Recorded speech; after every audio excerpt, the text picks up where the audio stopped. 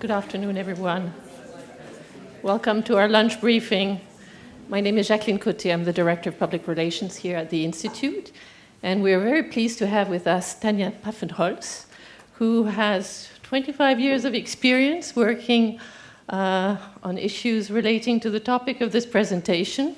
She is a political scientist by training with her PhD from Germany and is associated to our Center for Conflict Development and Peace Building. She has also created a new initiative at the Institute, which you can see here on the board, the Inclusive Peace and Transition Initiative, so-called IPTI, for those who like acronyms. And she will talk to you about Colombia and the peace prospects, and I presume that you're all following this because there's been a lot of developments. Thania has just come back from Colombia, so I think she has fresh perspectives to give to the question. So as all of our lunch briefings, I think Thania, 20, 30-minute presentation, and then we will open up to question and answers, and we should be finishing by 1:30. Thania, you're on. Thank you very much, Jacqueline. Thanks for the invitation. Yes, before talking to Colombia, I just wanted to say there's good news and bad news, just to be clear about that. The good news is I just came back from Colombia and I think have a quite good assessment of the situation. The bad news is I'm not an expert on Colombia, and there are other people who have much more and deeper knowledge on that, even here in the room. And what I look at when I look at peace processes, I look at the comparative perspectives, because at the Inclusive Peace and Transition Initiative, what we do, we study comparative peace processes and transitions, and then advise policymakers, governments, NGOs, conflict parties on what does this evidence sort of mean for the process they are in a comparative perspective. And that's the lens I'm putting to the conflict in Colombia, just that you know. I just wanted to address, like, for those of you who don't know, what's this conflict all about, because that has been one of the oldest conflicts, 50 years of armed conflict in Colombia, and then raise why this is a historical moment in time, and why rightly so we can say, yes, there is a very good chance for peace, which doesn't mean that it's all set and all done. And then I want to just explain you why it is like that, and then name the obstacles. What are the obstacles that we're facing, and what does this mean for the next step in the peace process? So what is this conflict all about? I think it's one of those classical, almost old-fashioned conflicts we might love to have in some of the ongoing conflicts today. It started a very political conflict of issues of land and injustice, and saw different armed groups where the FARC, the ones we're talking about today in the peace process a lot, is the biggest one. The ELN is the second largest. There have been others. There have been peace processes. They have mostly collapsed, some of them not. So we have seen this ups and downs. But I think we have heard a lot about Colombia, about terrorists, drugs, and all this. This is also all true. So I think it's one of the classical things where you see a transformation from an entirely political startup of a process to a transformation of violence and a transformation of causes from, let's say, the more political dimension to economic issues, to financing of the conflict by drug and anti-terror conflict. And you have all these mingling of causes where it's sometimes hard to make a distinction. What are we still talking about? Are we still talking politics? Are we talking anti-terror or drugs? Or what are we talking about? And of course, a magnitude of armed actors, some demobilized, others not. I'm not going into more detail. I just wanted to say that this is the situation. And there had been, also with the FARC, a number of failed peace processes in the past. And now the government is negotiating since 4 years in Havana, Cuba, with the FARC. And one of the expressions, and a very hot discussed topic in Colombia in the last couple of weeks, was that the leader of the FARC was actually attending a rock concert in Havana because Mick Jagger happened to be there. So leader of the FARC goes there with a T-shirt, and he twittered how cool Mick Jagger was. And then maybe you think, like, what's the issue? The whole nation was discussing that issue.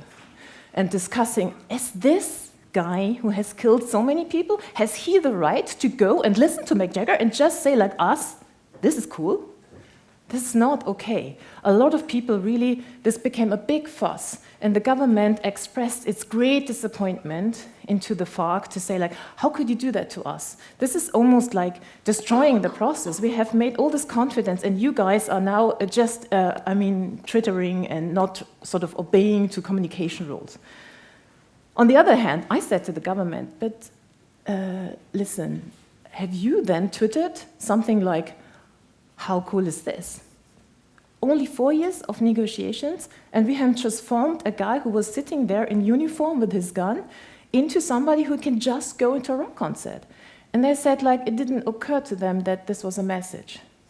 Okay. That's a bit already part of the problem I'm coming to, but just on the peace process. So they're sitting in Havana. They have several rounds of talk, a very organized peace process, where you have the government delegation, the FARC delegation, and they're in Havana, which is also part of the problem. So it's not at home, and that is what we know from comparative peace processes. When a peace process is not at home, it's much more difficult to get sort of the home base involved into that process. So they're sitting there. Why is this a historical moment in time? First of all, this is really the first time that the peace process is promising. To an extent, we have not seen that before. There's already a number of agreements that have been made on tough issues like land reform, like the political participation of the FARC in the future of the political sphere in Colombia. We have seen a big emphasis on victims, where the first time different victims groups were united in consultations in Colombia and were heard. Documents like this were produced in terms of testimonies, handed over to the negotiators from the government and the FARC, and victims from different groups had been invited to join the talks in Havana and also give their testimony in person. That was a very, very big moment, and that was also the moment when the president received most public support for the process, which is not the case at the moment. I'm coming to that. So this is a really historical situation that we have already come quite close. One pitfall in the setup of the negotiations is that the parties have agreed nothing is agreed before everything is agreed. And that is something which means if they would not agree on the last tiny item, the whole thing is called off. So that's something. Then they had in parallel not only the victim forums, but they had really broad public consultations in Bogota, organized by the Catholic University and UNDP, and really seeing a lot of civil society involvement in the process, where civil society could express their meaning and their inputs to the different agenda items, very organized. Another innovation in the process, if you compare it to others, was they had an online call-in platform where you could just call in and say, and I would like to add this to the agenda, I want to like this and that.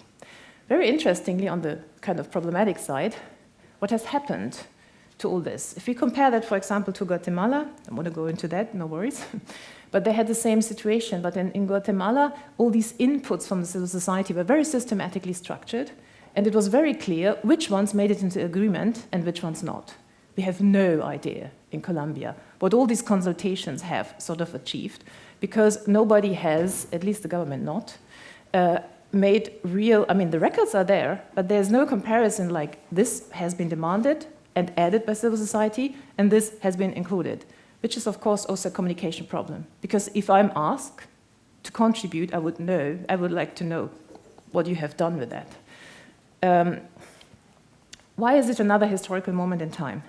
There is already detailed plans for the implementation of the agreement, which is quite fascinating. So the accords are not even signed, but we already have, and the government's vision is the paz territorial, which is different approaches to the implementation of the peace agreement in the different regions. Really to take into account that Colombia is a very diverse society with very different patterns in very different regions of the country. So here also a key feature of that future implementation is really the participation of society and the communities even. So the idea is to set up really platforms of negotiation almost, where people can set their own priorities for what they think is important in terms of implementation. Yet another feature of why this is a historical moment is The government has just announced a few weeks ago that they will start official peace talks with the ELN, the second largest armed group in the country. That's again, we have seen a couple of failed peace processes with the ELN. The government, in fact, has already had secret negotiations with the ELN for the last 2 years to come to the point to set up an agenda. And this is actually happening now. They have produced an agenda, they have presented it, and what is very interesting, agenda item 1 on this talk's agenda is going to be participation of society in the peace process. I mean, have we ever seen a peace process that says this is the first item? How can society participate in a peace process is the subject of the first round of negotiations. A lot of people think it might take even a long time, like the victims forum on the FARC process was like 1.5 years of negotiations. So people think that might take a long time. And there's very different visions of what entails participation, how should it look like, what kind of formats are there, but also who should participate. So this debate is very open, and we see already very conflicting forces. On the one hand, we see that the social movements that are very close to the armed groups think that's their historic moment, because now they can come and say, like, government, we want political reform, and we have now an armed group representing us. But what they want, a lot of the social movements that are unions and others that are close to the ELN, what they want is really basically a direct negotiation with the government, where there's a little bit of an idea that you have the government talking to the armed group about the sort of hardcore issues, and the government talking to civil society, to the more soft, reform-oriented things. Naturally, a government says, like, excuse me, please, we are an elected government. If you have to say something, vote against us or vote in favor of. Why should we are people because we are the government. So you have already different sort of visions on how that process could go, and that's all in flux and will come next to, of course, all the other things like kidnapping still ongoing, violence still ongoing, where the government says, if you come to that table, you better stop kidnapping. And the ELN says, it's not in our contract agreement. Please read, it's not on the agenda item.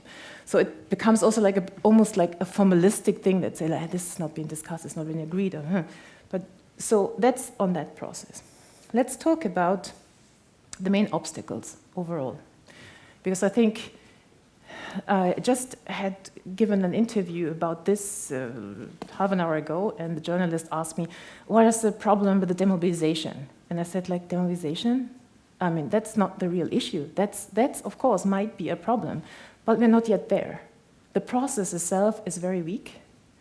And especially, and I think that's a very interesting finding we see, when you work on peace processes, we are like an expert community around the world. Most of us know each other, and when there's a peace process, you look around, you see all these processes, Ukraine, Syria, you name it, and you see Colombia. I think it's just wonderful. I mean, this is a really positive process, and it's true comparatively. But we should not shy away from analyzing the risks and the challenges that are there, and sort of provide the evidence we have from other processes to sort of address these challenges and help the actors involved. So what are the main challenges?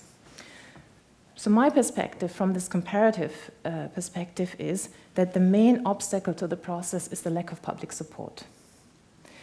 Because this process is greatly disconnected from the people, which means, and there are different features to it. One feature is that, as I mentioned already, the talks are taking place in Havana, and it's not your talks, it's like there, it's over there. Another problem is, and we see this in other conflicts as well, you are sitting in Bogota, for example, and the conflict, where's the armed conflict? Somehow there. It's these people there in the rural areas having problems. It's not me. I'm having problems with corruption and with crime and other things. So we also see, like, you don't feel the conflict. And we see that from comparative evidence that it's very different. If you leave your house and home and you feel there is conflict, you want peace. That's all you want, even if you can't define what it is. It's the end of violence. But in Colombia, that's different. Do you want peace? What is peace for me if I'm not in a conflict-affected area?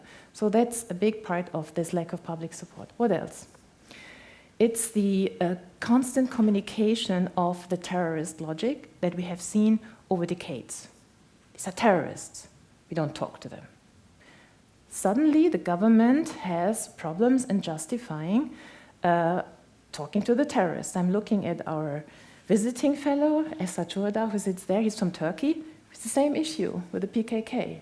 And it's very interesting to compare also these two processes, where I think the government in Turkey had, at the time when the talks were still good, say a very clever communication strategy, and Colombia is far away from that. So yes, the government says, this is now the talks, and this is good, and this is like this. But there's no really convincing line of argument and massive communication. Why is this good for all Colombians? What are we gaining from this process? So there's a really serious lack of communication. The president has just made his communication minister redundant. I don't know if that is a sign of change or this is a normal cabinet reshuffle. Fact is, it's a big problem. There's another problem associated to that. The parties have agreed that these peace agreements will put to probably public vote. It's not clear yet. It's going to be a plebiscite, a referendum, something else. Why is it like that? It's like that because the political situation in that sense is fragile. There's a very strong opposition, and this opposition is very strong vocally against the peace process. Why is it like that? A couple of reasons. First of all, this peace process is not disconnected from the political process. If I'm for peace, I'm for the president, for Dos Santos and his government. If I'm against peace, I'm for Uribe and this other party. So it's party politics. So how can I be convinced as a normal citizen I'm in favor of peace, but I can still vote for opposition? That should be the normal situation. But it's not. It's not disconnected. And the government especially, who should be more interested in that, has not managed to successfully disconnect the political process from the peace process. Big problem, because the opposition is very strong, is very, very good in terms of communication, almost brilliant. Wonder who's supporting them, not us. So that is quite interesting. They're combining marches against issues like we have here power cuts, we have here corruption, and we also have a problem with the peace process. So they're trying to put out people's daily concerns and link them to the peace process. So there's this strong opposition against the peace process. There is now a referendum. Imagine a referendum will fail. That's the end of 4 years negotiations in one day.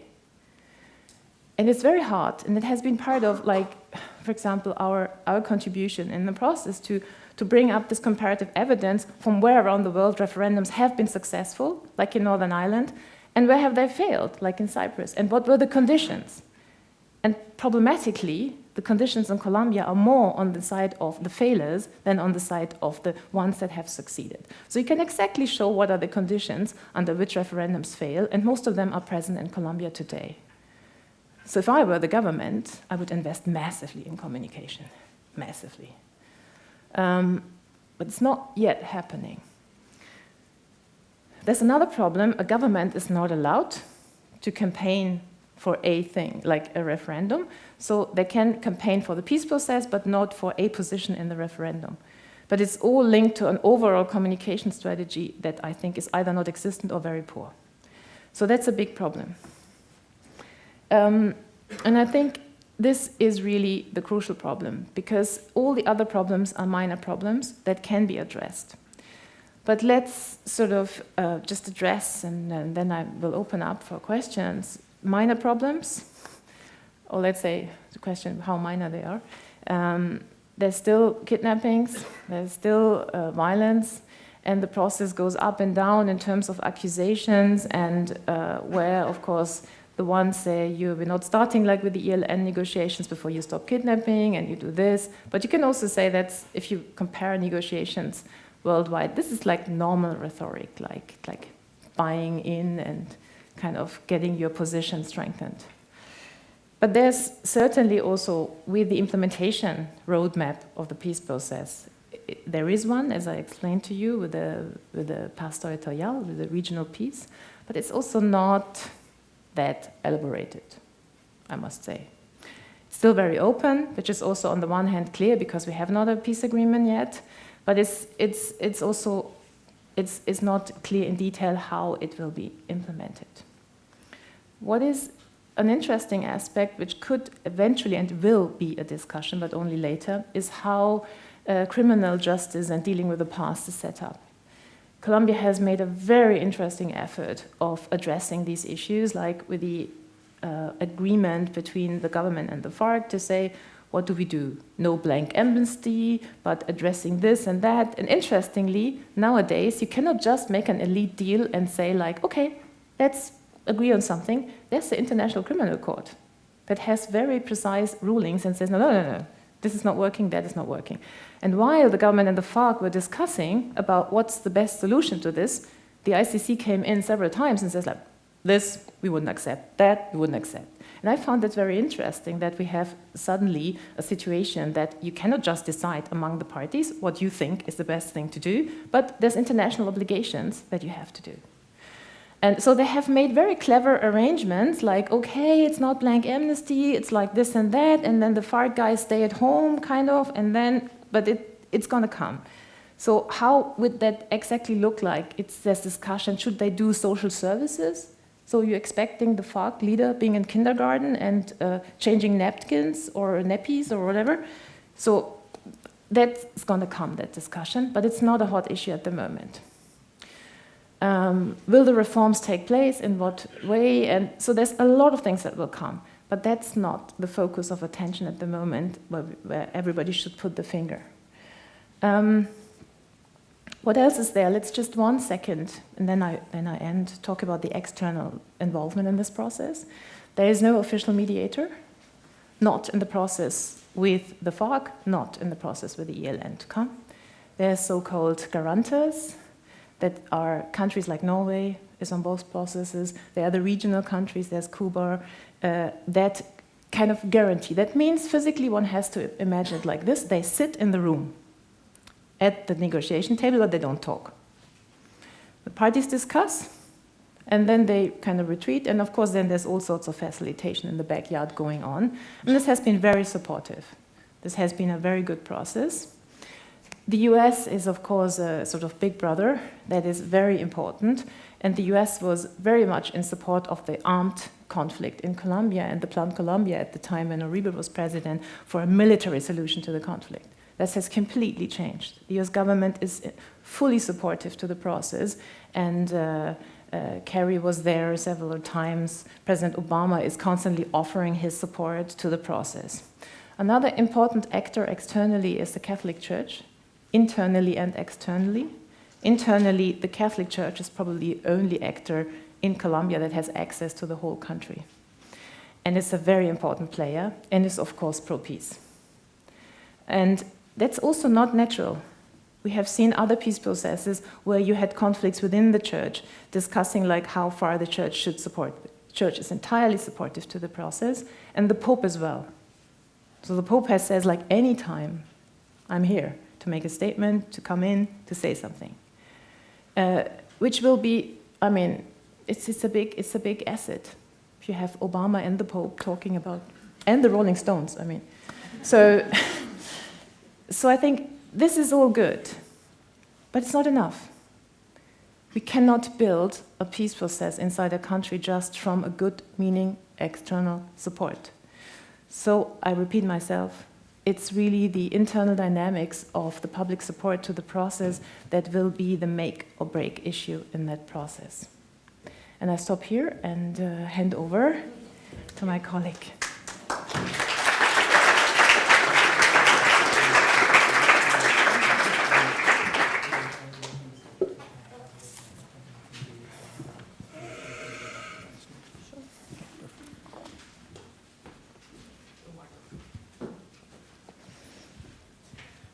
This one is working. Good. Thank you very much, Thania. Before I open the floor for questions, I have one question. Every time I read about Colombia, I read about that there are other groups than the two that you mentioned that may also play a role. There's these far-right paramilitary groups that also conduct violent actions in the country, and that this may also have an impact on the peace process. Can you tell us whether you've seen that and there's been discussions how we bring them into these discussions? Yeah, it's an interesting point. I mean, hinting to that point that I'm not a Colombia expert, you're like touching on it. Like, okay, so it's the criminal groups, basically, the so-called BACRIM, that are very active still in the country. And there's been numerous discussions like, could we see now a linear sequencing? FARC negotiations, ELN, criminal groups. Achim Wennmann is here, he works on criminal groups and business actor, he knows probably much better than I do. And then invite him to do that later. So I think the problem is, of course, how do you grab kind of the criminal actors? Because they are, on the one hand, some of the criminal actors, as you rightly say, have been like former more right-wing actors, some of them kind of transformed into now criminal groups. So that's for me the positive aspect as well, in fact, because if you had been a political actor, it's much easier to make you again a political actor. It's like with the FARC. I mean, yes, you get money from drugs, but you are kind of a political actor. At least you can be reminded that you are a political actor. So that's one thing, but still it's criminal groups. So the justification to negotiate with criminal groups is much more hard as compared to the justification to talk to at least some sort of political armed group. So yes, and then the other problem we see here is that if you draw a map of Colombia, we will still see that there's a lot of overlap in the conflict-affected regions where the FARC or the ELN are active, and where the criminal groups, and especially where the mining sector is, and where you have the rich resources that are sort of attractive in terms of war resources and war financing. So there is an overlap, and that's another aspect which I should have mentioned, maybe in a comparative perspective. A big, big issue in every peace process after signature is managing expectations. Managing expectations is crucial. Look at the process like in South Africa, where you have, after so many time after apartheid, for many people, life hasn't changed. How do you manage that? And this is something you should plan. And that has a lot to do with economic issues and how this is affecting people's life. And there the criminal groups and all this will come in heavily. But it's not yet sort of a big topic, but that will be a problem. If you, after 5 years of implementation of that agreement, cannot show that the situation has changed. If I'm sitting in rural areas and I go out of the street and my children are killed, I just don't care if it's the government, the FARC, the ELN, or the criminal groups. And that's going to be the problem. Thank you. Well, now the floor is over to you. If you could just introduce yourself very briefly and limit yourself to one question or one comment.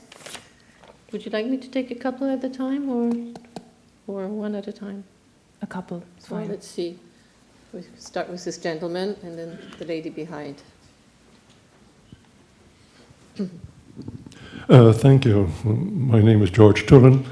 I happen to have lived through the Bogotazo. Now, I would like to know, in what sense, how do you see the Bogotazo linking up with what's become, 10 years later, and 15, 10, 20 years later, the FARC problem, the ELN problem? I mean, I've lived it, and it was a terrible tragedy. So I'd be interested to know how you link it up. Thank you very much. Thank you. And the lady here in the back.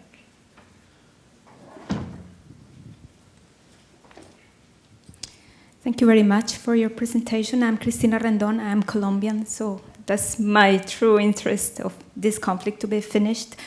My question is there a real motivation of the guerrilla to stop this conflict, to transform this country? Because military speaking, they were not defeated. So one could imagine that they could go on with the war. So what is the motivation of the FARC to have a successful outcome of this process? And maybe last question before the second round. Thank you. Hi, I'm Samuel. I'm from Trinidad and Tobago. Do you think that narco-trafficking and kidnapping are going to be a subject for amnesty? That was short enough. Thank you.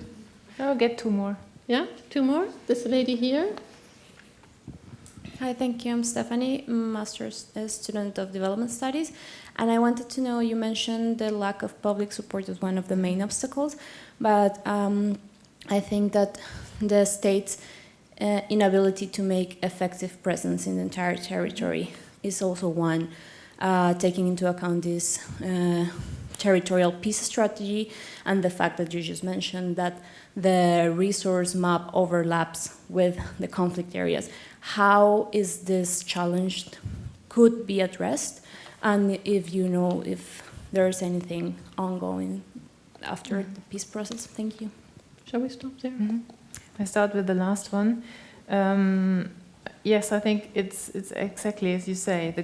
The government is not present in most of the conflict-affected areas. And then also, who of the government? Is it the sort of the mayors, the local government, and also a lot of the mayors in the different communities are not necessarily pro-government, because they might be from the opposition. So you can also draw a map which sort of communities are controlled by whom, and you would expect type of local resistance. And this is actually something which we see in comparative peace processes a lot, that I call this like a cascade of resistance, where actors that were not successful in hindering the successful making of the deal, to say like that, they will do everything, like in Colombia now, the referendum of to hinder the implementation of the agreement. And we have seen that in other processes, that especially like working on the local level and undermining the processes of the government, regaining territory, so to say, through the implementation of the peace process. And that's, of course, a major issue for the government through all these participation mechanisms that will be set up and these sort of almost development discussion forums. I think we can say almost it's like that. You come in and you set priorities on the development of the region and the area and your community. That's the idea. That's, of course, a major strategy for the government to regain territory.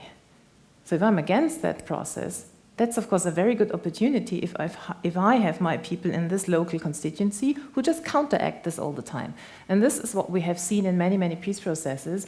And that was also one of the points of the many discussions I had in Colombia, that I raised this as an issue, that you have to have a strategy for that. How do you deal with that? Because and at the moment we see that, like in many peace processes, there's a very technical approach to implementation. Okay, what do I need to fix? What problems are there? What international advice I can have? Let's bring them in. Instead of saying like, this is an entirely political process. Technical expertise is needed, absolutely. But how do we address the political resistance and the political issues at stake? And this is something we see both in negotiations and in implementation of peace agreement, that has not, also from the international community, enough attention to really look into the hardcore political issues.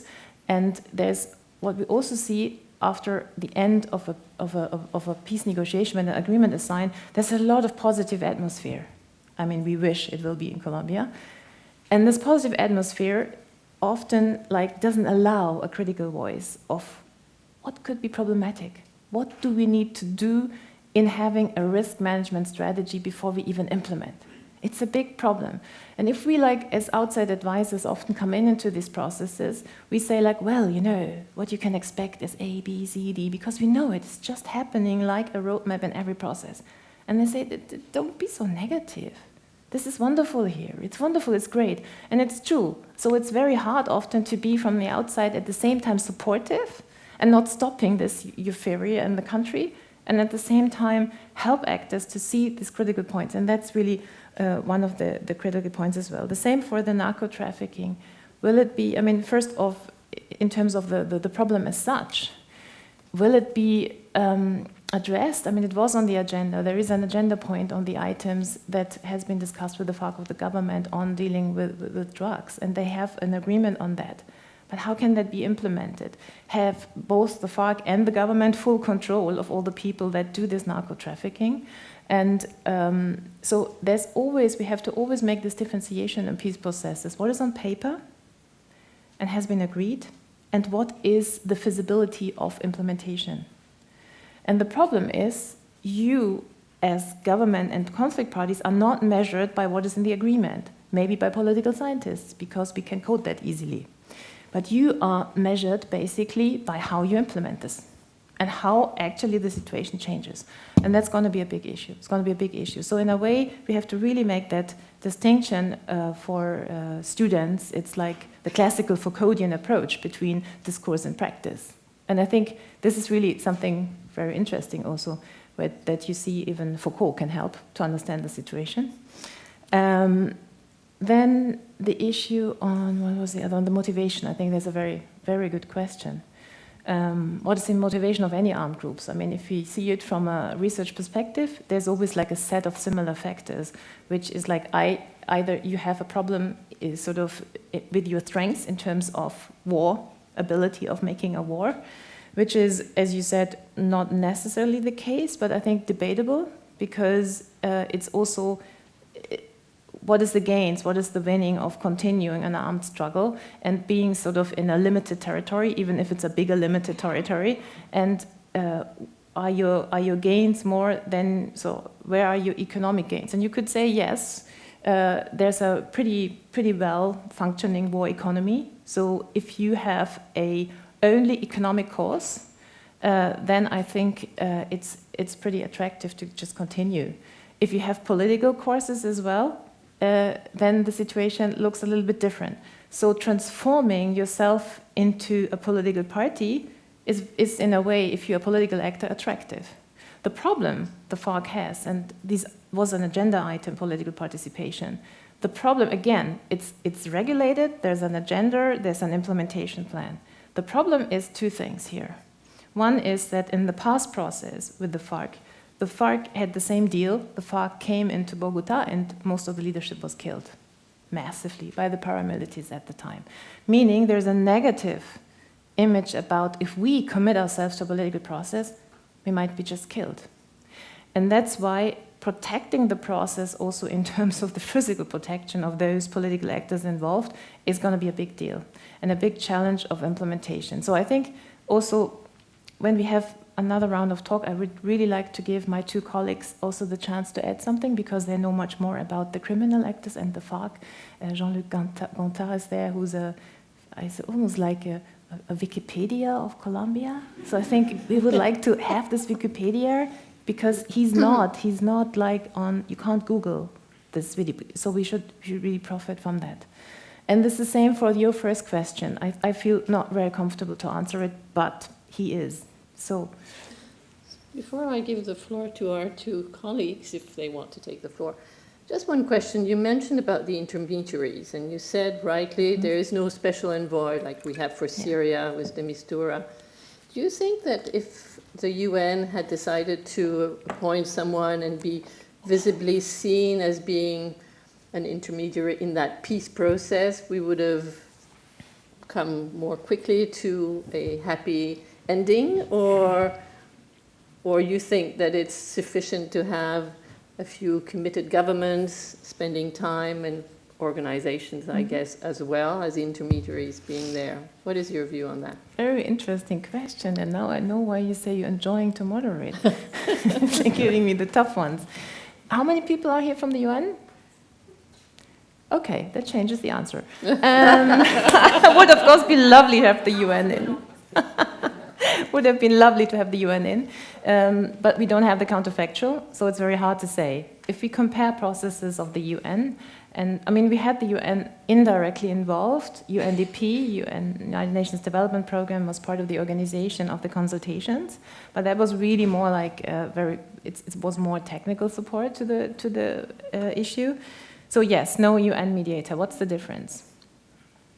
I think the difference is you have not the whole UN machinery involved in a positive and negative sense. Like you don't have a lot of this standard support the UN has to offer. You don't have it, but at the other time you also don't have it, and you don't have it, which is also an advantage, because it's a heavy machinery. And of course it's not a very, as you know, everybody working for them, not a very harmonized machinery. So having and you don't have 1 million of member states that have to agree on A and B and C. So there are these advantages.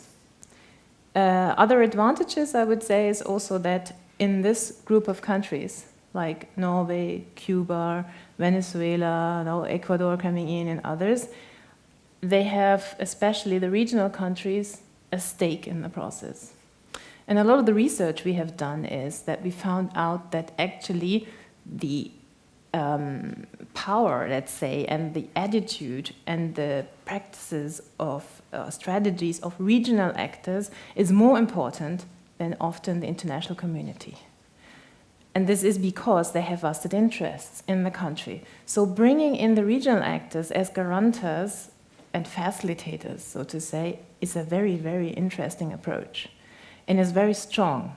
When you have a UN-mediated process, to compensate for that, a lot of them have so-called, as you know, like groups of friends and stuff like that. But it's not the same to be like a kind of semi-disconnected group of friends or sitting at the table and being responsible also for something. That means I have here governments that have been formally supporting these armed groups.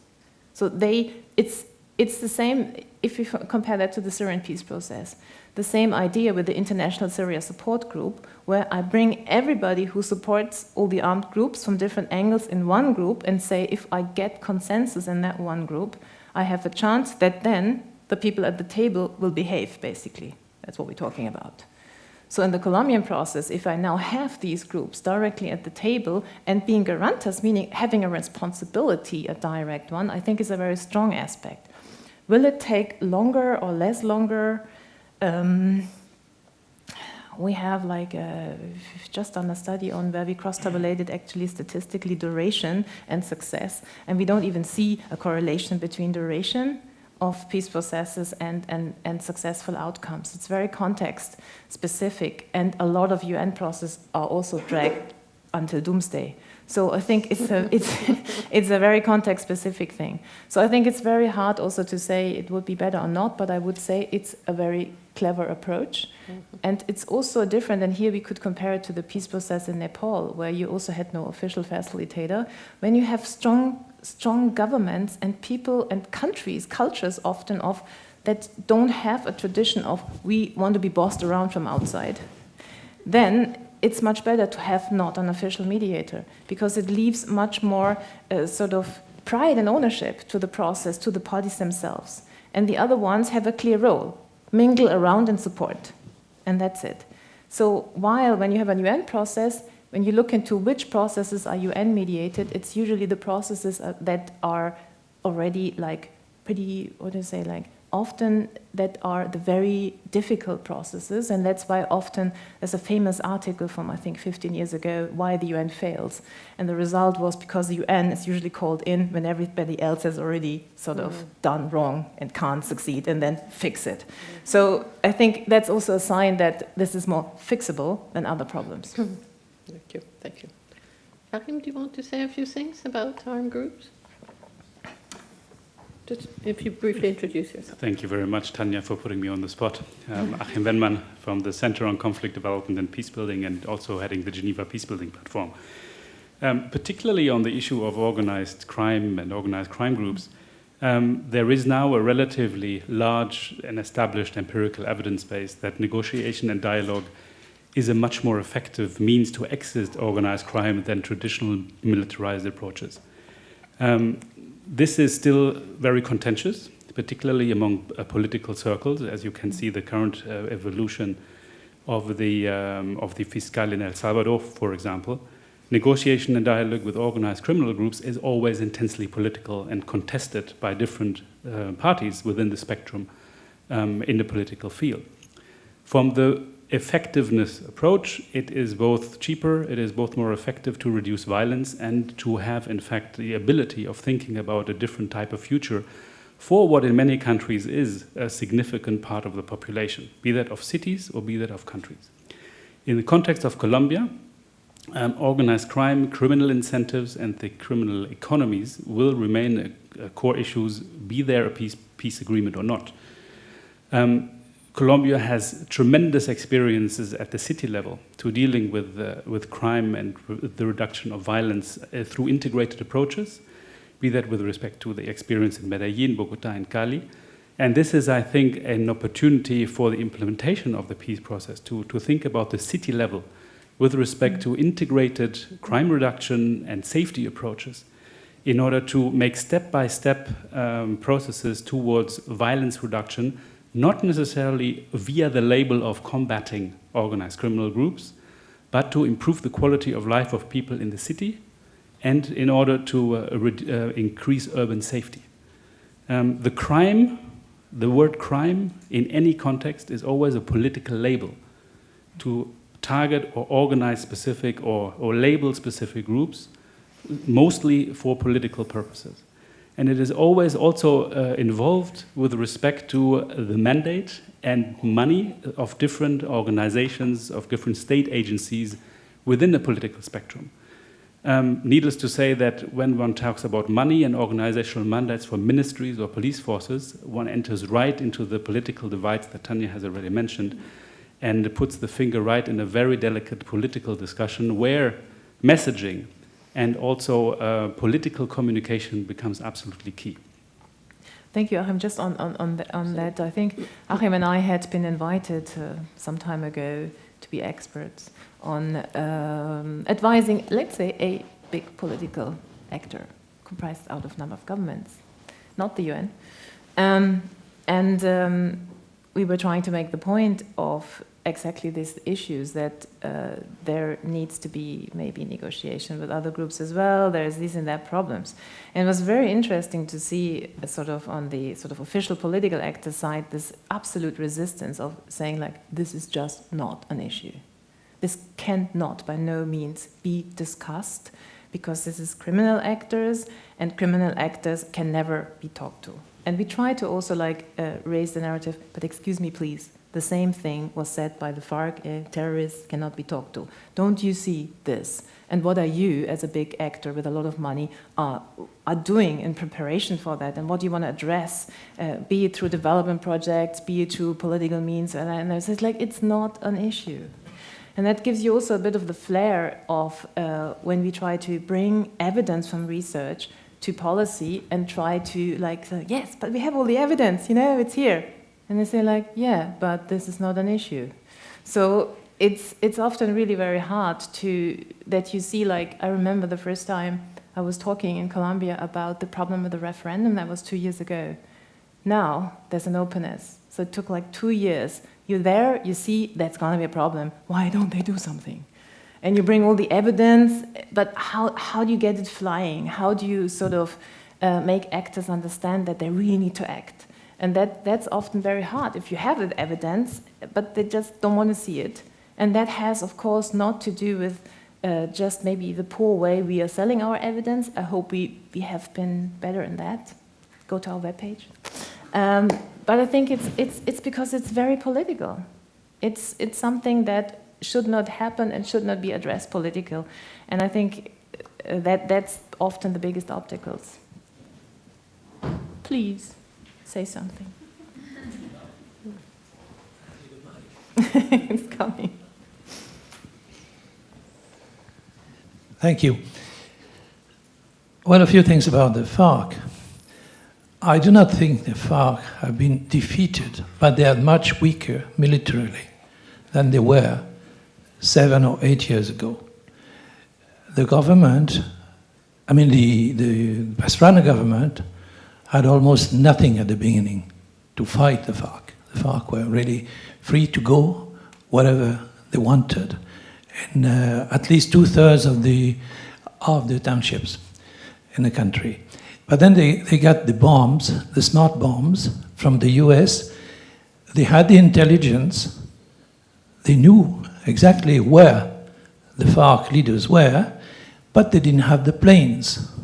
They tried to buy planes in Switzerland and they couldn't because the Swiss government refused to let Pilatus take part to the conquest. Now they got the planes from Brazil, and from the time they had the planes, the smart planes, able to deliver the smart 500-pound bombs, smart bombs, and the intelligence, they got every leader they wanted to get. The last one being Cano, and that was a decision of Santos. So they are weaker. They are weaker also for another reason. I remember a number of times at night, some of the fighters would tell me, now, why do we still have to remain in the jungle or in the forest or in the mountains very high? Why? Why? I think another point, President Uribe could very well change his mind in a very spectacular way. When he, after being elected and before the 9th of August, when he took power officially, he told me in a private discussion, he said, the worst thing that happened to Colombia is when we killed so many of them when they want to make politics. It's not only 3,000 people that were killed, but many people from the unions, and it's still going on. Now another point about Santos. I don't understand the Santos bashing. Of course, you're very right when you say it's a matter of communication. He's got only 20% support. But Colombia has got one of the best press, the best media in Latin America. So who is guilty of, in that Santos bashing? For instance, there are more than 3,000 soldiers, officers, including generals, that are in jail. I remember, sorry to say I remember that in some places, the guerrillas, the FARC, would get a message from a captain saying, please, why don't you give us a small attack? Because we need to justify the use of so much ammunition, and then we'll, like last year, like 2 years ago, we will sell them to you. That was very, very common. With the drugs, the coca mainly, they would get the news about, let's say, half a ton of coca to go through a very special road. So that very day, they would cancel the control. They would keep the soldiers in the encampment instead of starting a retén, like they say in Colombia. And the week later, they would get the money from the FARC.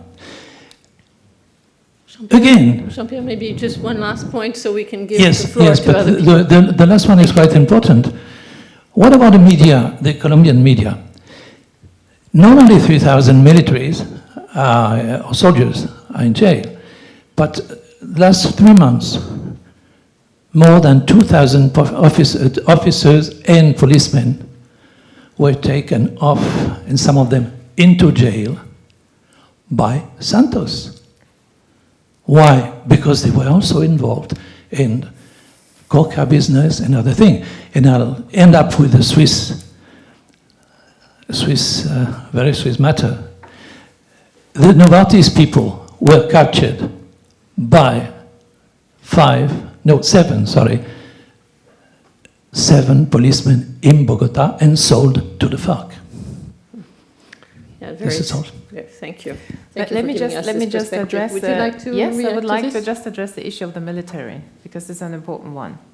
Because I think in this regard, the government has been playing pretty well, in that sense that if you look into the negotiation setup and who's participating at the table in the government delegation, the government from the start of the negotiations has thought about who could be an obstacle to this process. And one of their assessments was the military, our own military, basically. And what they have done very cleverly was including 2 very high-ranking militaries from different camps in the military into the negotiation delegation. It's a very sort of interesting evidence on how inclusion of a so-called spoiler can function at the negotiation table, and where you get a commitment already for the implementation process, and where you can have a dialogue already here. And those people have been very instrumental whenever there had been military issues or kidnappings, that they were then sort of mediating with their own people to calm the situation down. So I think that is something very interesting we can learn for other processes, how to sort of involve spoilers directly into the talks. Thank you. We have time for one or two questions. This lady, and at the back, lady. Yeah, you mentioned that you said that the government is not present in most affected areas. Going back to Jean-Pierre Gontard's point, I think the government is present. I mean, I'm Colombian and Swiss, but I've pretty much worked in very marginal areas, and the government is present and co-opted, embedded, meaning mayors and local governments, regional governments, and of course central governments up to the level of senators, and you name it. By the criminal bands, by the drug dealers, by the illegal extractive sector, etc. So I wouldn't say that the government, I mean, what do you mean? I mean, they're there, they have the official jobs. So back to the fact we're at the Graduate Institute. Definitely in that implementation plan, there has to be, other than the military and the police, there has to be really a filtering of what's really happening, and it will relate local governance, regional governance, with local development and regional development. And I wonder if you agree with, what do you mean by absence of state, when actually they represent government, but they are part of the armed actors or supporting them and the illegal economies that go with it? Thanks. Thank you. And the last question there.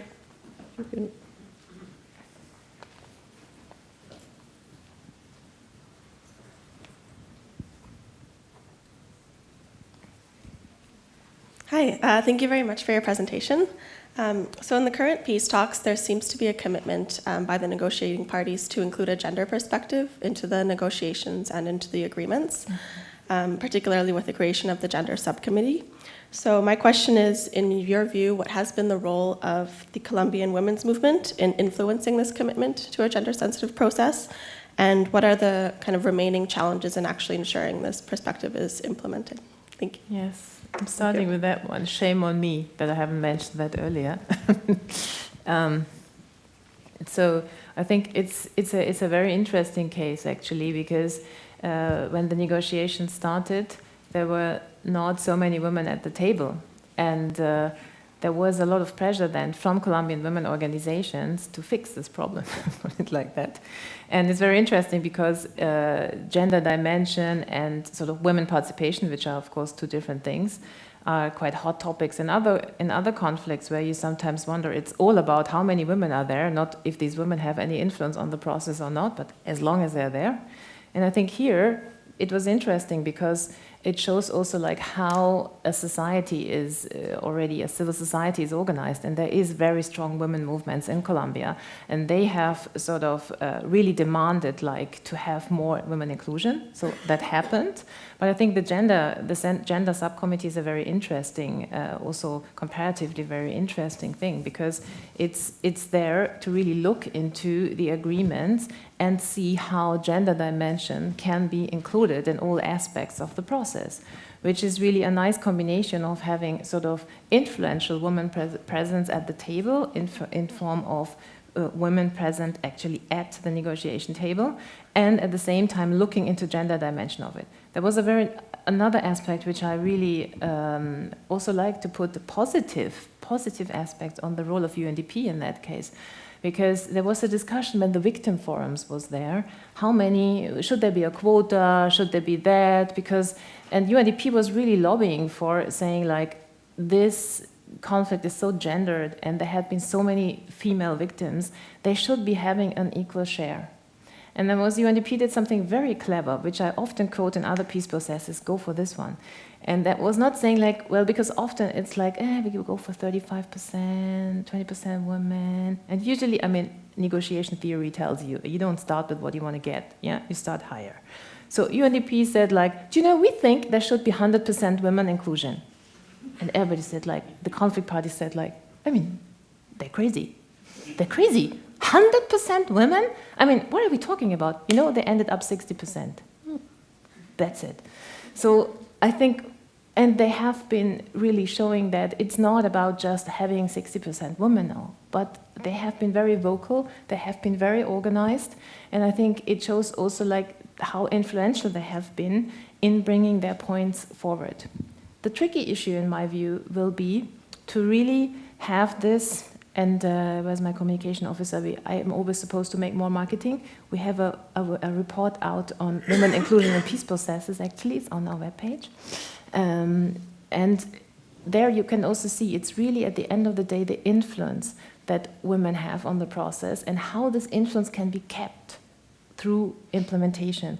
And here we have often seen, even if women have been quite strong, represented at the table or in these other forums, often the influence goes down and they become again marginalized, or they become, let's say, they get away from mainstream, meaning, oh, gender is already included. It's here, it's there. But interestingly, there's no peace agreement in the world so far where the gender provisions are actually, the implementation of gender provision is actually monitored, if it's ever implemented.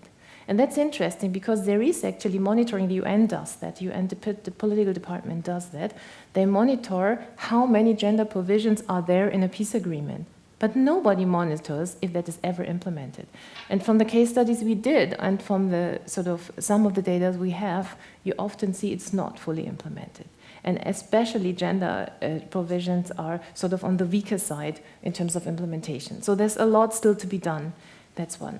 On your question on is the government present? Of course, you're absolutely right. I mean, yes, if you talk about who's the government, is it the official part, is it this part, it's somehow there, absolutely. But I think what often people in Bogota mean is like, do we in Bogota, who are the public administration, have kind of access to the policies we make in the rural areas? And I think that is the missing link.